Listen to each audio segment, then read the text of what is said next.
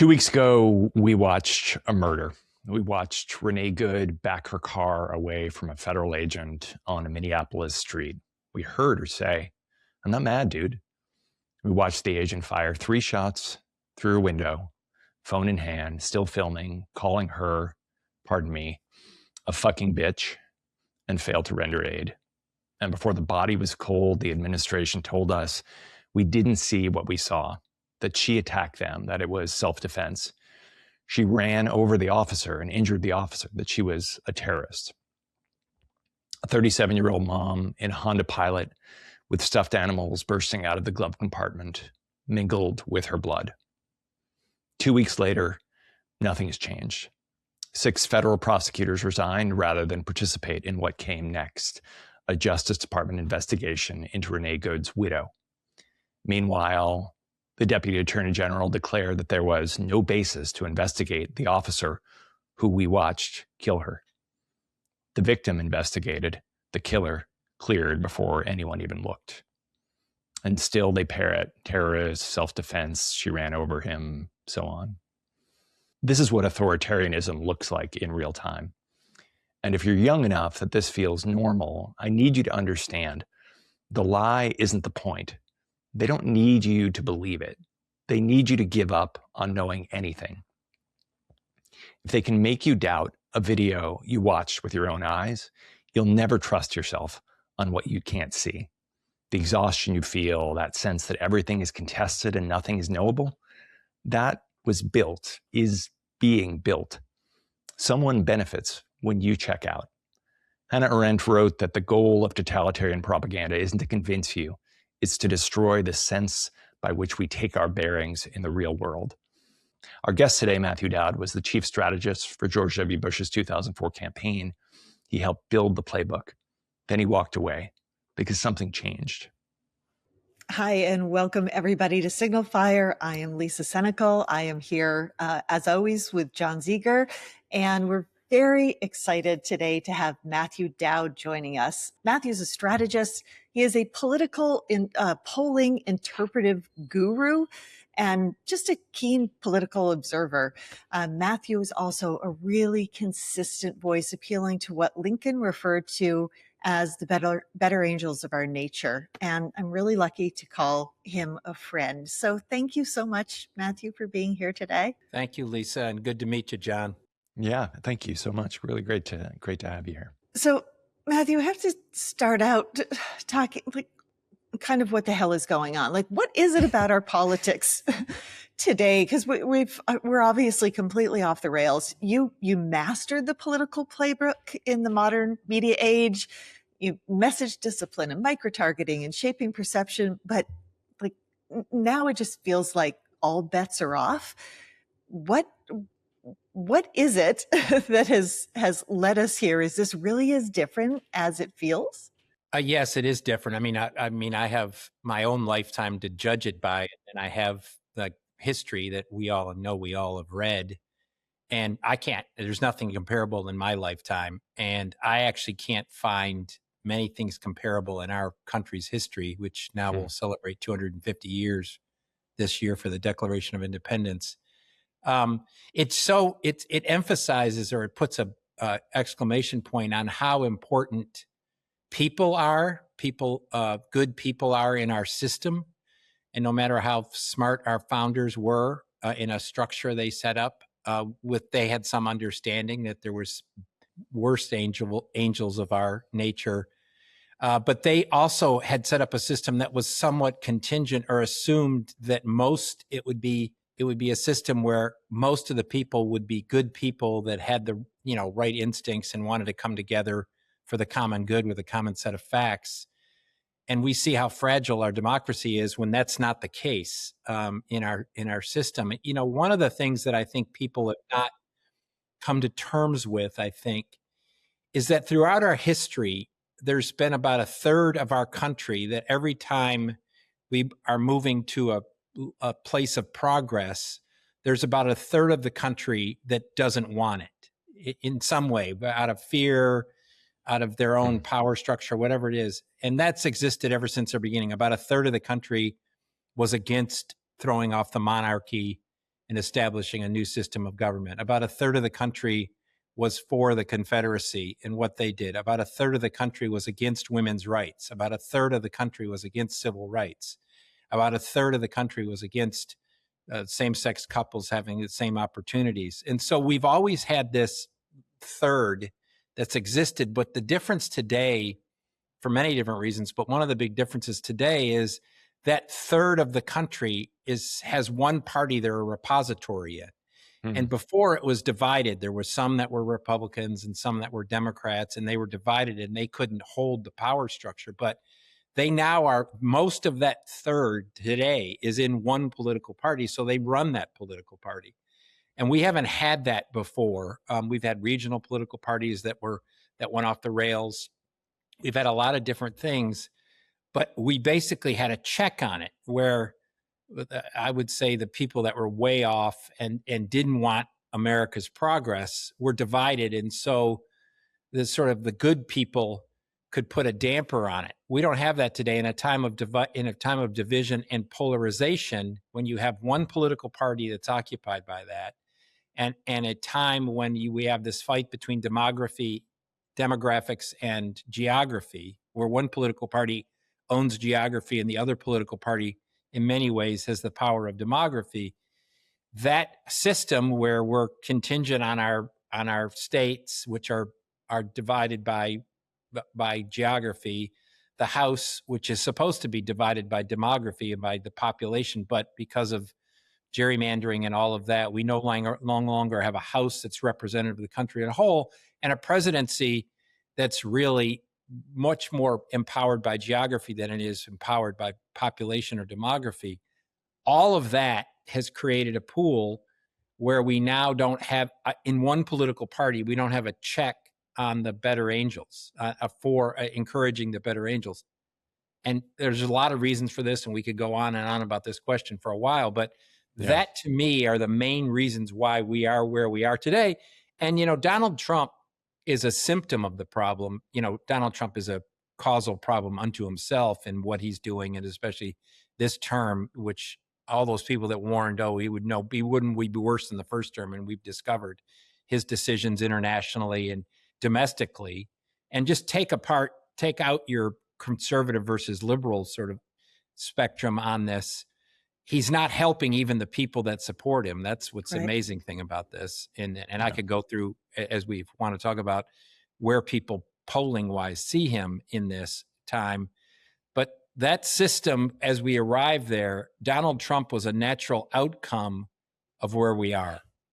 Yeah, Matthew, it's so interesting, that sorting, where, there's this sort of distribution of that third, more or less evenly across the two parties up to some point in our history, and now they have kind of coalesced in one party. I'd be interested in your thoughts on maybe a little bit more on how we got there, and what it is about our, gerrymandering is some part of it, but one of the things I find really odd, and maybe this is maybe in some ways is a different question, but I saw this clip of Tom Tillis this morning, the senator from North Carolina, saying, being interviewed in Davos, and saying, he's been on the record as opposed to the Greenland adventurism right now, but said, I'm not criticizing the president, just the people around him, right, who are giving him bad advice. And what I find striking about that is several sort of noteworthy things, right?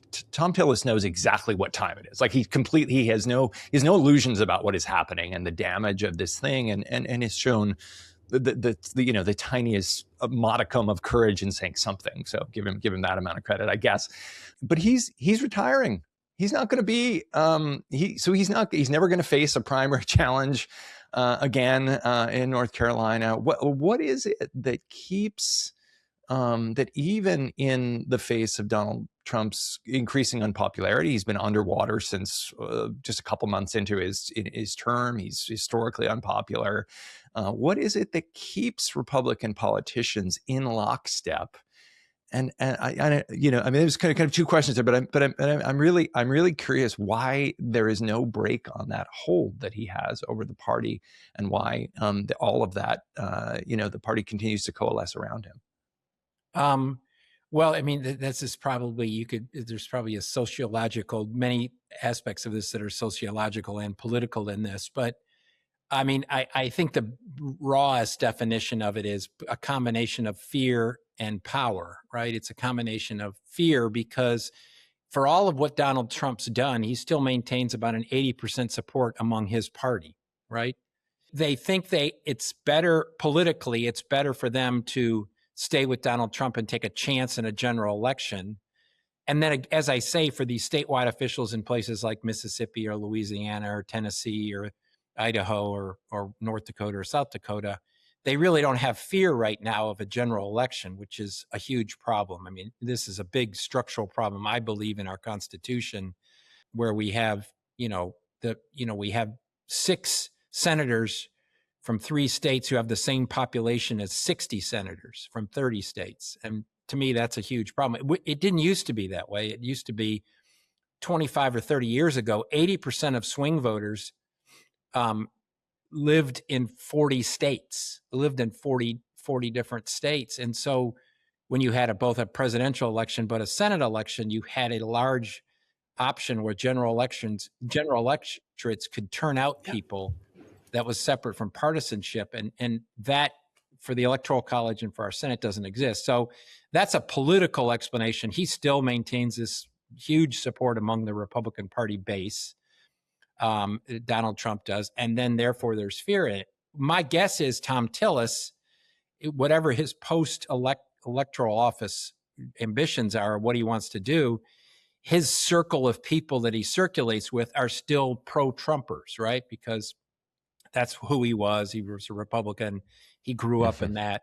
If he wants to sit on a board somewhere, if he wants to do something, or if he wants to maintain those relationships, I think, and keep whatever power he has post-Senate, I think he has a fear that if all of a sudden he full sail turned on Donald Trump in that way, he wouldn't have friends in the Democratic Party because he's never had relationships with any of them, and it has not sought out those relationships in that.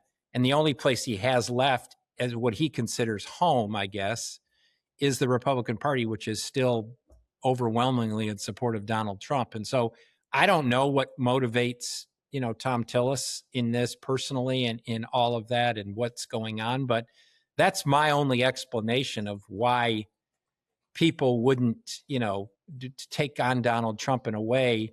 I mean, to me, the moment right now is like, especially internationally, with what's going on with Venezuela and Greenland and all these other things, while simultaneously the vast majority of the country thinking we're way off track on the economy and all things related to that. Why more Republicans wouldn't say, okay, enough's enough. We want a conservative. We want somebody that's sane, I guess, sane. Why would they wouldn't turn on them? They're still in fear. I thought there would become a tipping point, but we haven't reached it yet. Obviously, you know a tremendous amount about polling, and the way his numbers have been, they're so weak, and more there are things that he's doing that the base doesn't agree with, that they aren't on board for. And you would think there would be the ability right now to make some hay with the international interventionism or adventurism that's going on.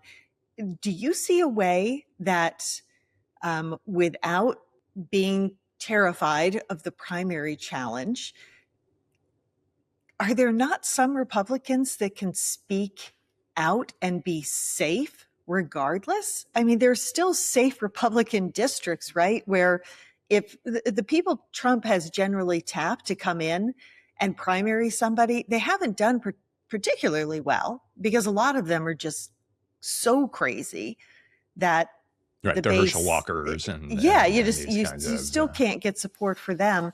Right.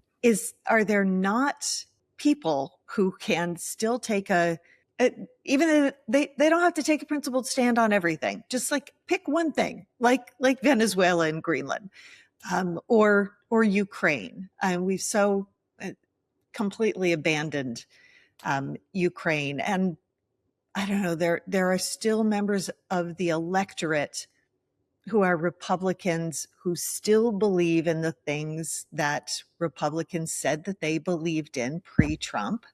Can you really not reach enough of them? Is this a social media problem? Is it a media problem? Like, why don't these people have the ability to feel a spine within them in districts where they're pretty safe? To take your last point and then move backwards, that people are sorting themselves both in the places they live and then the communications they get, where it's a confirmation bias. So Right. 25 years ago, 75% of people lived next door to somebody that was an opposite political party to them. Today, 75% of people live in next door to somebody that's the exact same political party to them. So they're not only living and moving and doing associations, their personal associations are now much more in line with their own biases. So it just confirms what were used to be opinions now become facts, right? And then that's compounded by people's access to information that they can self-select what they want to hear and see. And so it confirms those things, those biases, those opinions, and all of it becomes, in their mind, a fact, right? If they see it, hear it, and talk over the fence next door and everything reiterates it, they move from I have an opinion and I can reach a compromise to I have a fact. And when you have a fact set, you can't reach a compromise because you believe your fact set. And it's not like, oh, it's just an opinion, but if you give me more information, I can change my mind.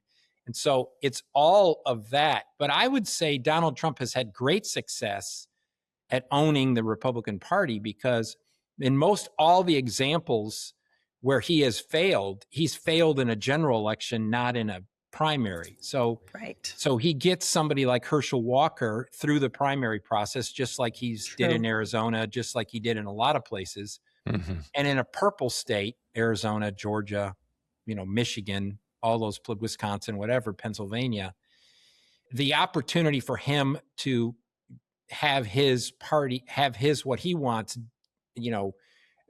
be stamped is a lot less. And so if you're in a red state or a red district, Donald Trump's power is great.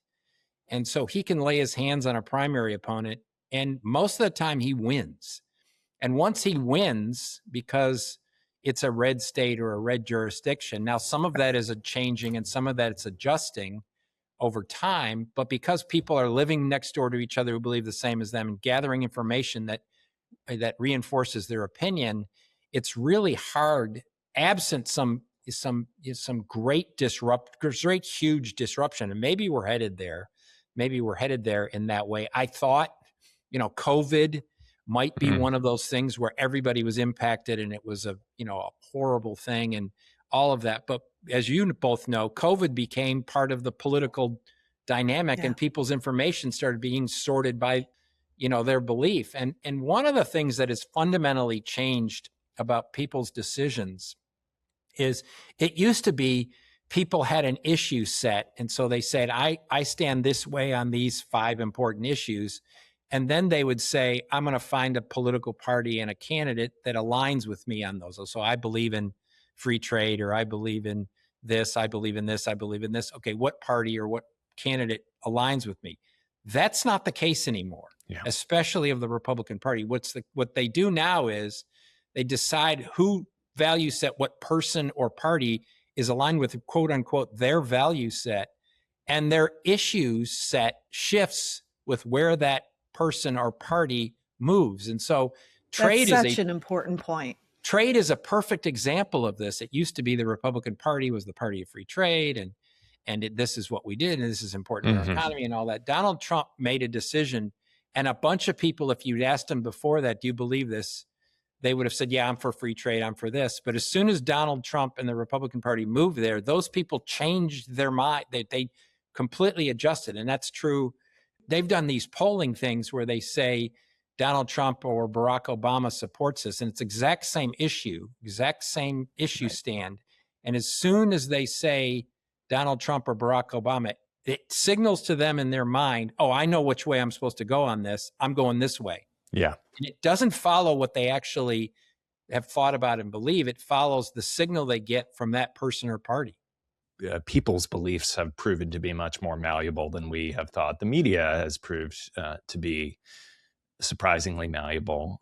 You were fired from MSNBC hours after the Charlie Kirk shooting, before you even knew he'd been hit. And I'm curious what that taught you about the media, and in particular the company you'd been working for Corporate for owners. three plus years. And Okay, so just so people have a so people have a base. I was George W. Bush's chief strategist. I left there, became chief political analyst for ABC News. I left there and became senior political analyst at MSNBC News. And so I have spoken out against Trump all along the way at ABC, trying to say this is where we're headed. And then I would do that at MSNBC, always trying to do it, not always succeeding, but sometimes failing, to do it in a way that wasn't rude or cruel or mean, and trying to do it in a way that was like, I'm just trying to tell you, like, here's get like a weatherman giving a weather report. There's a hurricane coming, and you might want to put, wood on your windows and, batten the doors down, and trying not to make a judgment because this is what's about to happen. And then, of course, people automatically interpret that to mean, this is what you're trying to do, as opposed to like giving people information. And so I tried that. The Kirk thing is a great example of one, a failure of people in positions of power, and a failure of an organization that understands what its role should be at this moment. Let me just so if anybody doesn't know what happened. So I go on air, I'm waiting offline to go on a show. I think it was Katie Tur's show. We were going to talk about polls or politics or whatever. And as I am sitting 30 seconds before I go on, there's a breaking news report. There's been gunshots at the Charlie Kirk's rally or whatever in Utah. And so that's all that's been reported. I go on air, and then of course they have us on because we're there, we're ready. And they ask me, and I say, before we jump to conclusions, this is before we'd known he'd been shot, and before, obviously, way before anybody knew he was killed.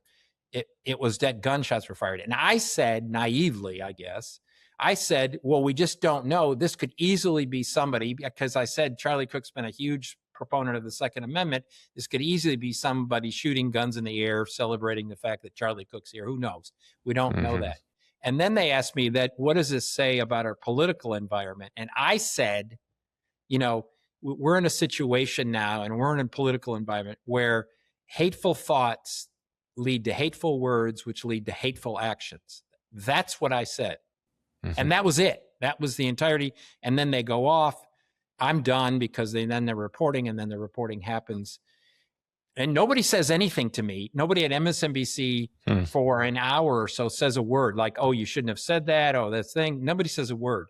And then all of a sudden, this infrastructure of the sort of right-wing infrastructure gins up and says, Matthew Dowd, it said that Charlie Kirk deserved to be shot, right? Matthew Dowd says this, and Charlie Kirk deserved to be shot, blah, blah, blah, blah, blah. And MSNBC's response to that, they call me, this was about an hour, and say, hey, there's been a complete,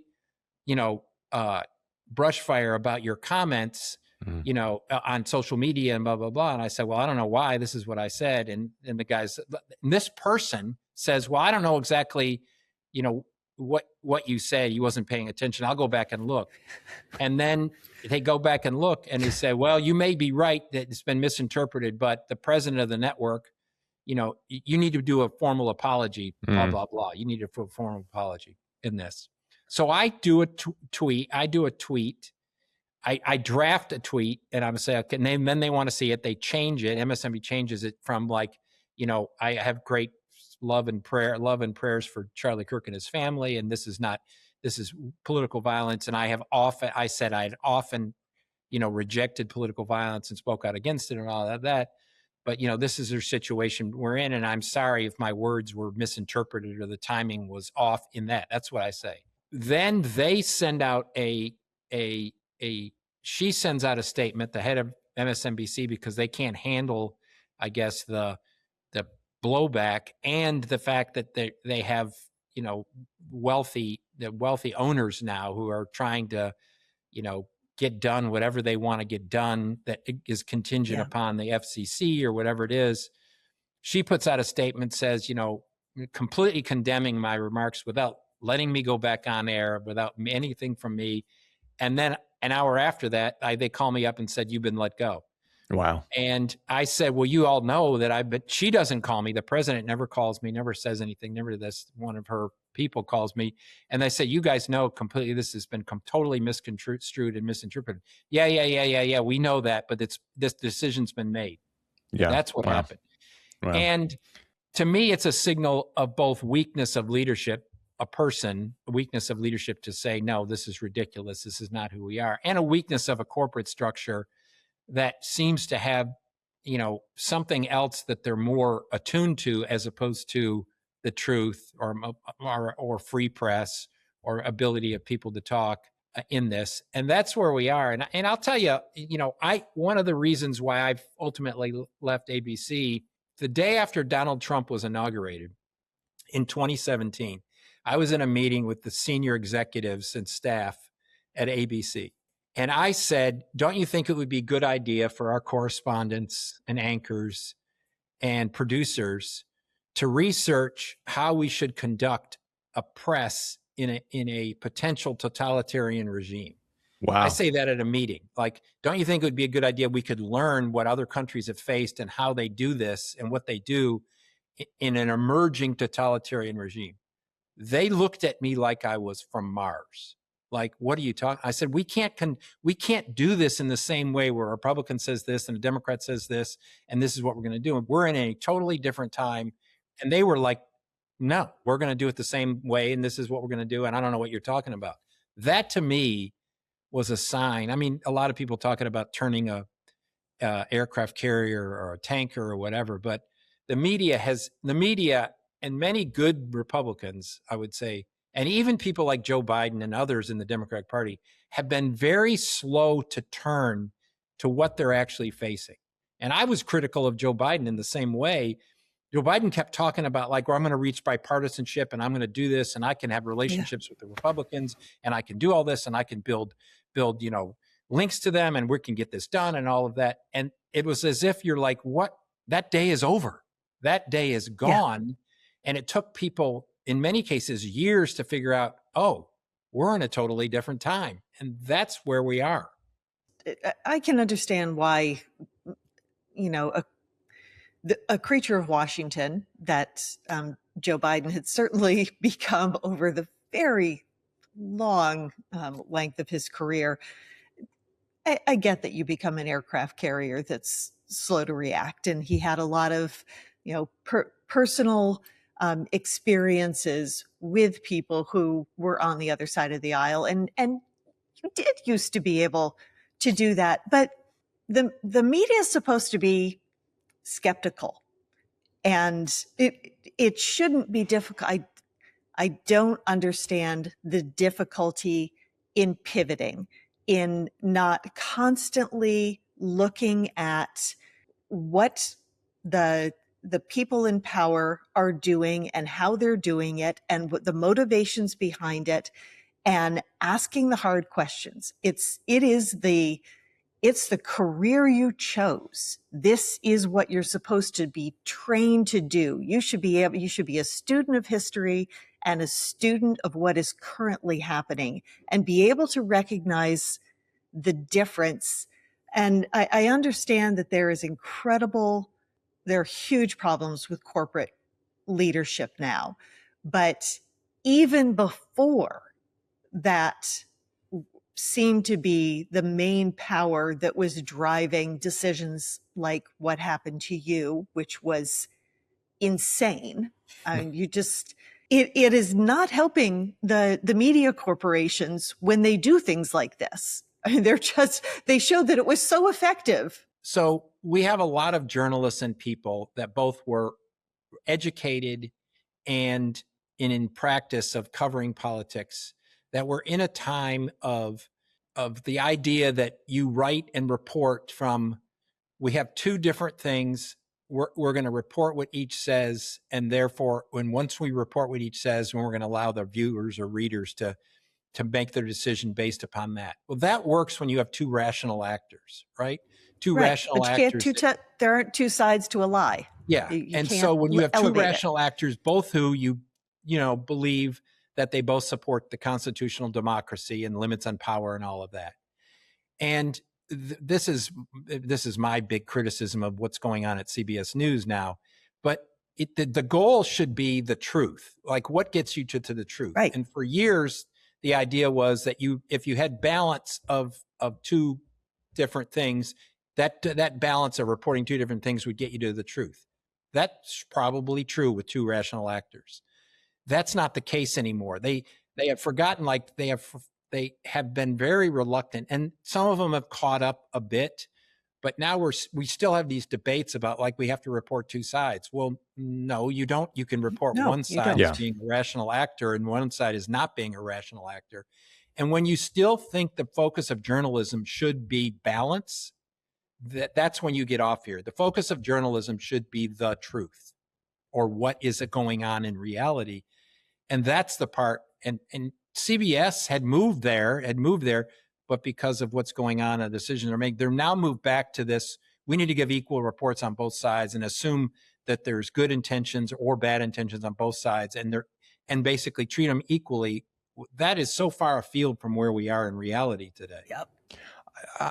Matthew, I'm interested there what you think the role of values in media are, right?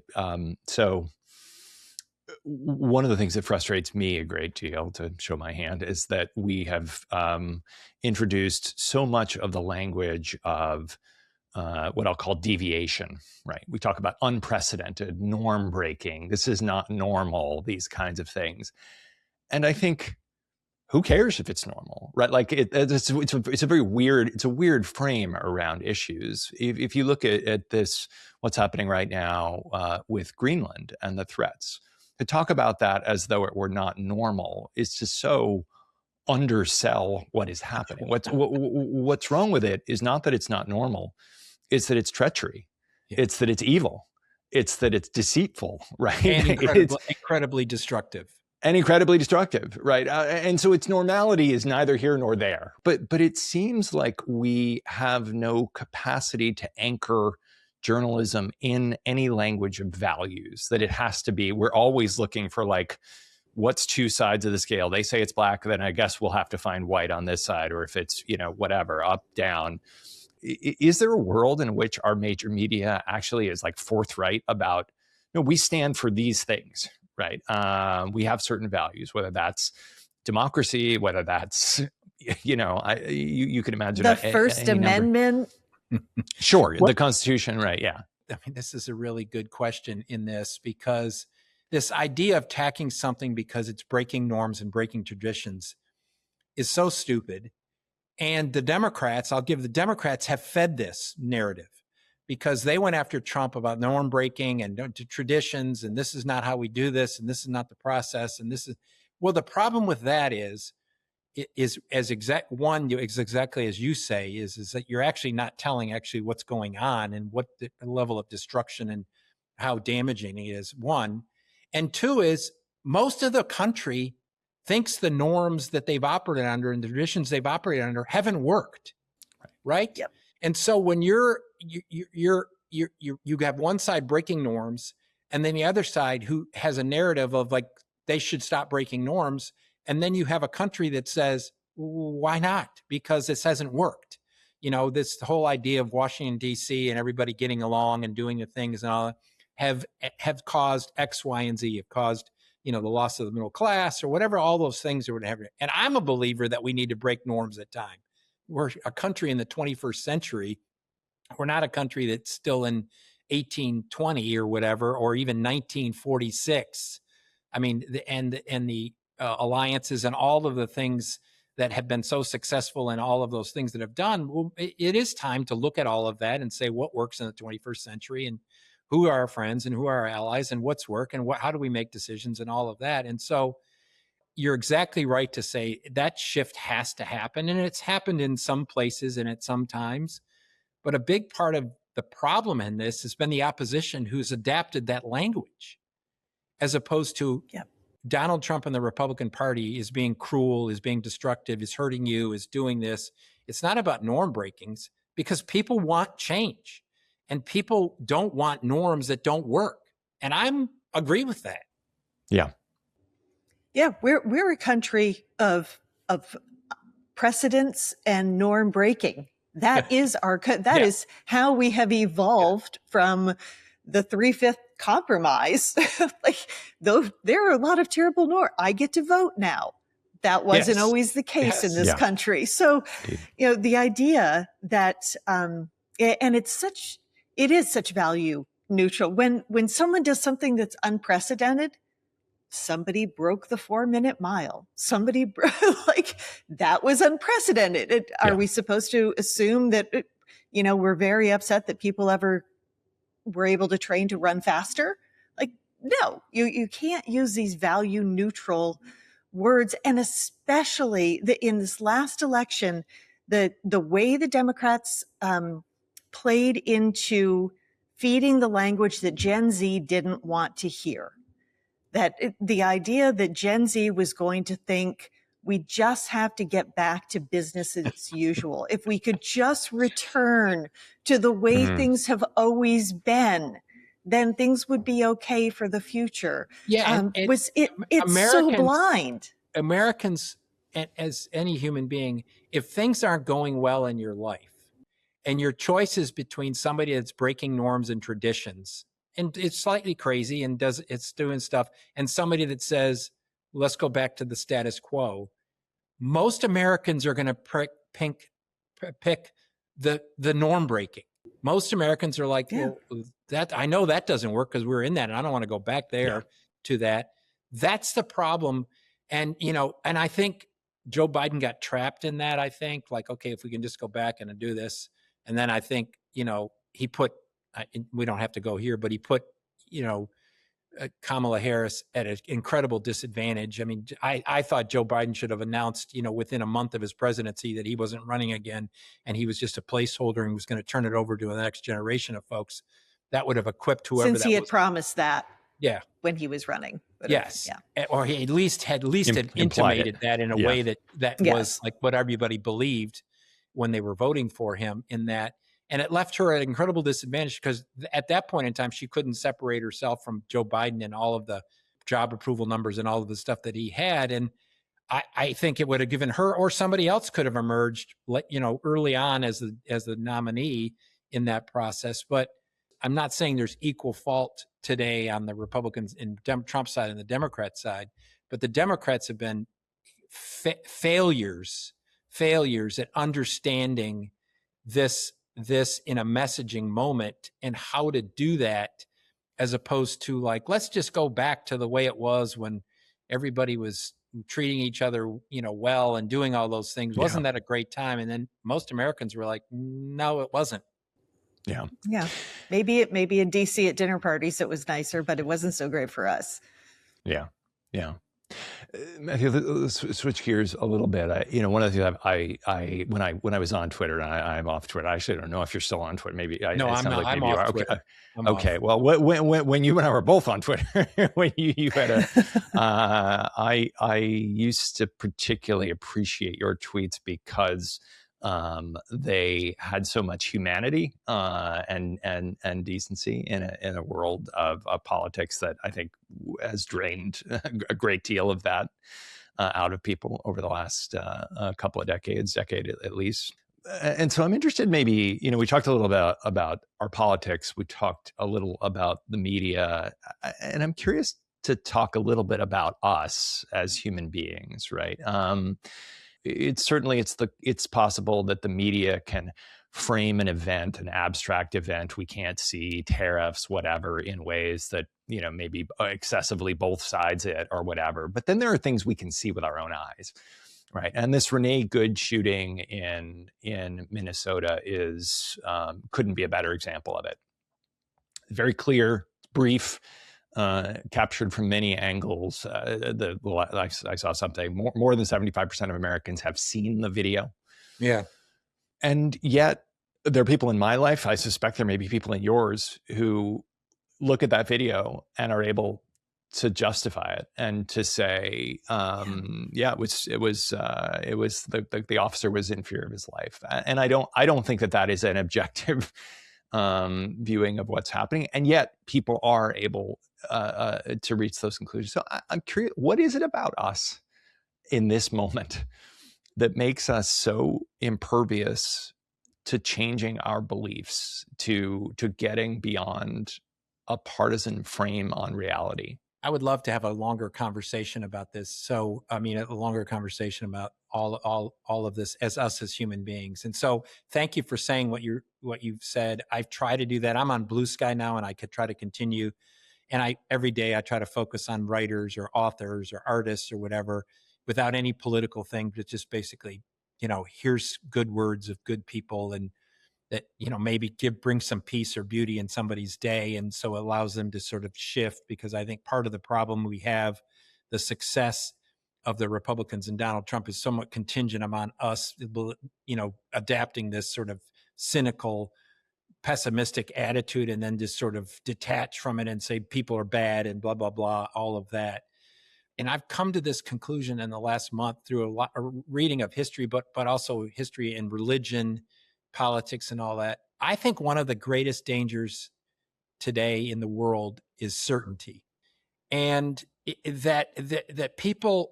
I mean, we're evolutionary species that have our pattern-seeking animals that protected us, right? We sought patterns, and then we could tell, oh, that bear did this X, Y, and Z. We need to protect ourselves from that bear. We'll build a fence or whatever. And that, so we seek patterns, which has been a good thing. The problem with seeking patterns without self-reflection is that we're often find patterns where patterns don't exist, because we're in the back of our brain. Our fear is motivating us in all of that. But when somebody provides us what this thing is, we want certainty. And religion is doing that, evangelicals and all that. They're telling people, like, this is the certainty, don't question this. Don't, and it's whether it's vaccines or whatever, or Donald Trump, or even videos that are right in front of your eyes, that if it conflicts with their sort of preconceived notions, they'll go and find the thing that says, this is what you should believe about that. This is what the truth is. This is what they're lying about.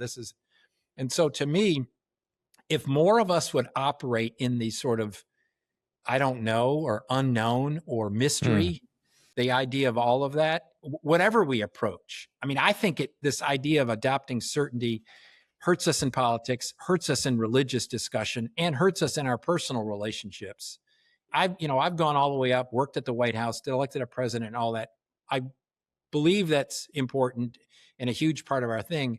But in the end, to me, I believe the only thing that's going to change the dynamic and get us back to what our humanity is, because in the end, the only way we were able to evolve is through cooperation.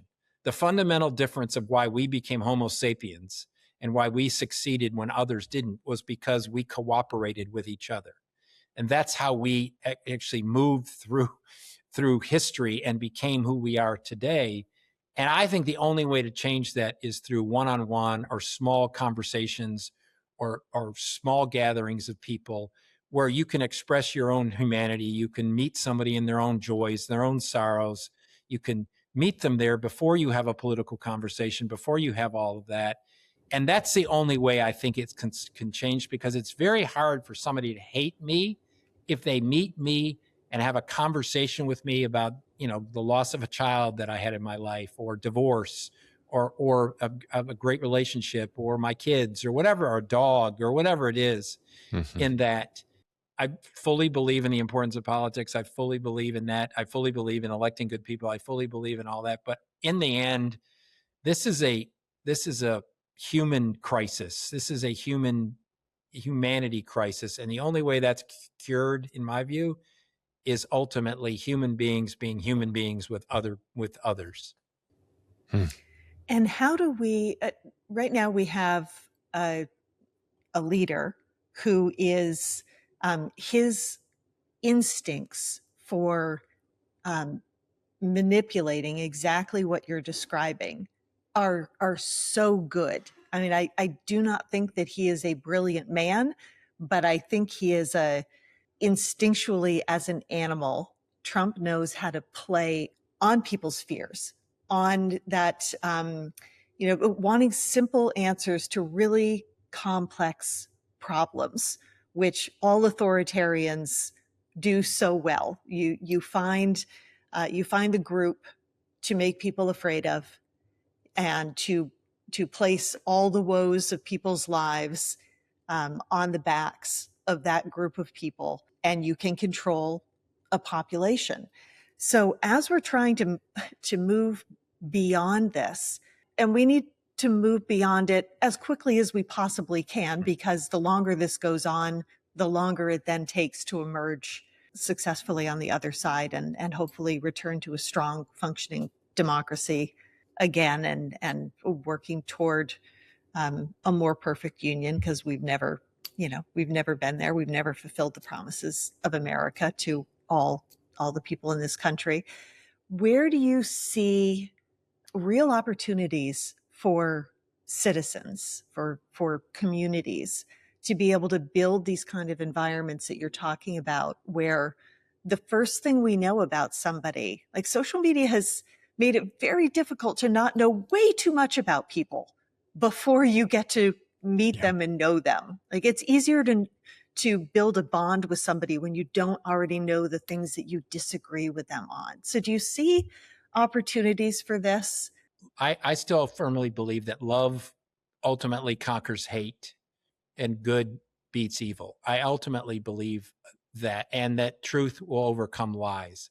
It may not be that in the short term, but I believe that in the longer term that happens. And I believe most Americans in their heart and soul are good people that want to do the right thing. I think most Americans are that. Most people on the globe are like that. Again, I'm just going to reemphasize small conversations like this, small gatherings of people, people's local newspaper, people's local radio station, the local community groups, which is another part of the problem. Is we've lost the many things that bond us together have broken down. And so with our bonds, we can't go to a, Kiwanis Club. I mean, all of those things have frayed in a way that we don't have that way to sort of associate outside of our close circle in this. But that's what we have to do. And I think there's many people that's doing it. I believe that ultimately a leader will emerge that understands this, that speaks to this spiritual crisis we're in, or human crisis, whatever you call it. And I say spiritual crisis not as a religious word, but as a thing that touches us deep in who we are as human beings. In that will emerge in this. I just think we're in for a very destructive and chaotic moment. And I actually think part of whoever this next leader is has to let go of the arrogance of American power.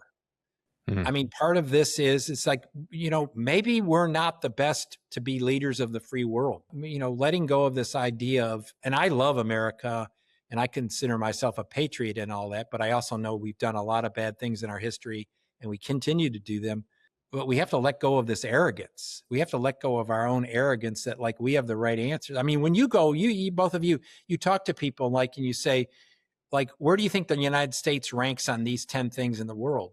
And you're like, well, and then you tell them, they're like, well, we're not in the top 20 on anything. We're not in the top 20 on healthcare. We're not in the top 20 on well-being. We're not in the top 20. Billionaires. Yeah. I mean, and we're in the top 20 on prisoners, right? Yeah. And billionaires. Yes. But we're not in the top 20 on any of these things. And we're not even the top 20 on democracy. We're not in the top 20 on freedoms. We're not in the top 20 on this. And is that satisfactory for you as an American to know that we're not a leader on any of this? I mean, I guess we're a leader on defense weapons. I mean, the Defense Department weaponry or whatever. And we're a leader on, school shootings. But I think that's the only way. It goes back to that, and doing it in concentric circles from our own lives outward, as opposed to going from the big circle in. It's got to go from the little circle out. That's as good a place as any. There are a lot of other questions I'd love to ask, but that's a great place for us to end. Matthew, thank you so much. What a pleasure to get to chat with you about this. You have a Substack, Lighthouse Sentinel. Lighthouse Sentinel. can subscribe there. We encourage folks to subscribe to that. And you're on Blue Sky. Follow Matthew on Blue Sky. Yep. Yeah. Any other place folks can find you? No, I'm not going to give out my address. I'm not going to give. I'll tell you what happened. I'll tell you one thing that happened, to go back about not giving out addresses. I guess people had researched when this stuff went down with Charlie Kirk, and then people started posting my address on it, and then all this horrible stuff was said. The local police, who I'd never met, and I lived in Marble Falls. I live back in Austin now, but I lived in Marble Falls then last year. And the police officer came to my house and said, "We were just checking to make sure you're okay." And I was like, "Yeah, I'm okay." He goes, "Well, just so you know, we're going to monitor this and drive by here because there's a whole bunch of horrible stuff getting posted on social media." I mean, that's the scary thing at this time. That is the scary thing at this time. How people, it's not just political disagreements. It's people are so vested in their belief system that they're willing to do things that in another time they would nowhere approach. You gave that I think quite compelling description of the way that we're not in the top 20 as a country in terms of things that would signal quality of life, right? Whether it's democracy, whether it's life, whether it's maternal mortality, reading scores, poverty and so rates, on and so forth, yeah. right? All kinds of things, right? That are consistent with individual human beings having good lives. And as that has eroded, and I think we would probably look at most of those numbers over the latter half of the 20th century into the 21st century and see that at times we were higher on those rankings, and we have slipped. But a thing that has happened as we've done that, and I would say there's some causation, or at least some important correlation here, but maybe there isn't, is that the affect of militarism has pervaded our society, right? So the Punisher skulls on trucks, and the people wearing, BDUs and, AR-15 stickers on that, this all the affect of violence and militarism. And the militarism that's in our police departments, with these, vehicles. Right. Radley Balco's got a great book, The Warrior Cop, that goes through that history comprehend. It's just an interesting thing that people have substituted. The society is no longer giving them the level of kind of individual sort of aspirational happiness that it once did. But what we've sort of traded it for is this sort of bowl of red stew, which is, but we're tough, we're strong, we're powerful. Let's have a flyover at the NFL game where the, F-35s fly over, and aren't we great? As if that translated to anything in our lives. And I think it's sort of a crazy sickness in a way. Well, it's how people end up joining gangs, right? Like it's that sense of, it gives you a sense of identity and belonging, right, even though you don't really, that's not how you live. But if you can present that way, right, then you feel like other people will think you belong with them. One's insecurity is there's an inverse relationship to what they express externally, right? And so yes. I think because of the great change that's happened in the 21st century in the global economy and in life and in technology, all of that, there's an unbelievable sense of insecurity and fear that people are operating from. And their response to that, many people's response to that, is find something they can hold on to that gives them a sense of power or gives them a sense of strength. And the ultimate political outcome of that is seeding your stuff in a strong leader. People can't face that. This is a long path from enlightenment, from the times of enlightenment and all that, but all of the things about quantum physics and all of that is big questions about God and the Big Bang, and all of that strike directly at people's sort of core. And once they start losing that, once they start questioning that, they either retrench or then they adopt these symbols of strong power structures that, because they're immensely insecure in this moment. Yeah. Yeah. I would love for us to have a larger conversation on this at some point, Matthew, because what you both have just described, it to me reads largely white male having these reactions. Yeah. And that the sense of insecurity, of not knowing what the future is going to bring, of having to deal with change all the time. People of color and women, it's kind of the state we've always been in. And yeah, so, you know, the way that white men have identified and white women who have a proximity to, you know, benefiting from white men who are in power. It's a huge component of Trump's success. Keep in mind, there's a growing sense of the same thing happening in the Latino men Yes. community who feel the same, who have begun to feel the same sort of insecurity and moment of, you know, they're being the breadwinner and they're being control of the situation. What is a man's role? Yeah. So, well, thank you all. Thank you, Matthew. Thank you, Matthew. Love talking with you. What a pleasure. Thanks again. Thanks for all you do.